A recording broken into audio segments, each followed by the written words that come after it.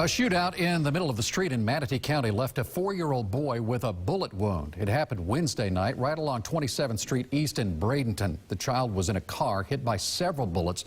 The boy was wounded in the shoulder but was treated and released. Deputies are still trying to identify those shooters.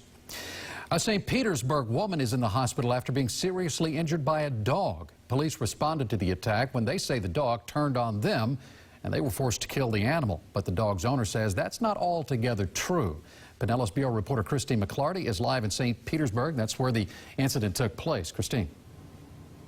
A bleach bottle remains in the alleyway just behind me where the early morning dog attack and shooting took place. There's a blood trail from there to the apartments where the neighbors say the woman ran for help, but the dog's owner says his dog didn't bite her.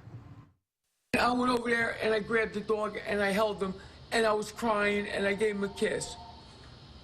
I mean, he was my buddy, man. Craig Barr says Kona, his 5-year-old American bulldog, was his best friend. He says his dog has never hurt anyone before and is furious with the officer who killed Kona. And then he pulls his gun out and puts 2 9mm in the dog. Sandra Bentel with St. Pete Police says officers had no choice. In this case, you had an aggressive dog that attacked an elderly woman. It attacked a police officer, and it was charging police officers again. This is a picture police sent us of the officer's leg bite. He's okay, but the 67-year-old woman attacked isn't. Police say the woman, whose name they can't disclose, is still in the hospital. 8 on Your Side spoke with the neighbor who says the woman showed up on her doorstep screaming for help. She says the amount of blood was overwhelming, with the woman bit on her legs, back, and head. She says the 67-year-old was trying to do a good deed, checking on Barr, who was slumped over in his wheelchair. The dog was on a leash, and I sat down, and I guess I must have dozed off for a half hour, if that.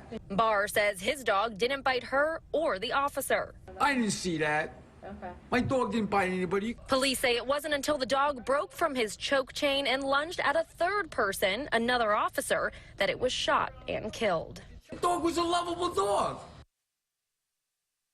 The extent of the woman's injuries are to be determined. A police investigation is underway. Meanwhile, police have a message for anybody approaching an unknown dog with one simple word. They say, don't. Reporting live in St. Petersburg, Christine McClarty, 8 on Your Side.